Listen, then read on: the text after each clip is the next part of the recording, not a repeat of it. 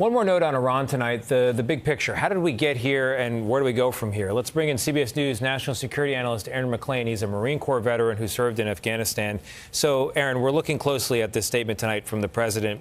He says close to resolution on this long-term problem, and he also uses language like subject to the Islamic Republic of Iran agreeing. This doesn't sound as airtight as I think a lot of people would like. Yeah, I've got some questions. These things are always fluid as they come together quickly. But yeah, I just want to read that line word for word. I hold off the destructive force being sent tonight to Iran, and subject to the Islamic Republic of Iran agreeing to the complete, immediate, and safe opening of the Strait of Hormuz, I agree essentially to a 2-week ceasefire. So I would like to hear something from the Iranians. I think we should keep open the possibility. This is with what are we at now? 55 minutes to go or so. The president essentially jamming the Iranians, saying, hey, I'll give you your ceasefire. You open me the strait. And then we've got all sorts of questions like we were discussing earlier about what does opening the strait actually mean?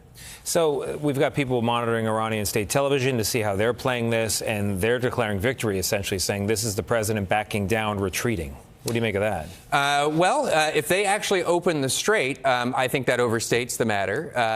Their leverage over the strait seems to me like it was part of their conception of victory. You could see this in a couple different ways. The president opened this campaign saying that ending Iran's ability to get a nuclear weapon was one of his military goals. We've discussed a number of times over the last few weeks like how there's not been a ton of progress towards that goal. That highly enriched uranium is still under the ground, and you've seen the president's rhetoric back off a bit on that. You could see this in a way, if the Iranians do open the strait, as a trade.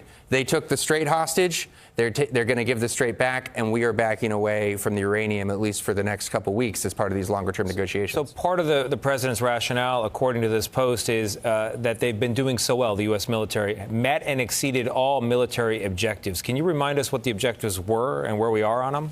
On February the 28th, early in the morning, the president gave remarks where he identified the objectives of the campaign as follows: Iran's missiles, its ability to produce missiles, its Navy, its support for terror proxies, and its nuclear program. And we could go through those and kind of give grades. The Navy is in bad shape, the Iranian Navy. It is largely at the bottom of the sea or has holes in the side. The missile program is extraordinarily degraded, but they can still shoot up to a couple dozen missiles a day. Yeah. Terror proxies, open question. Nuclear, open question.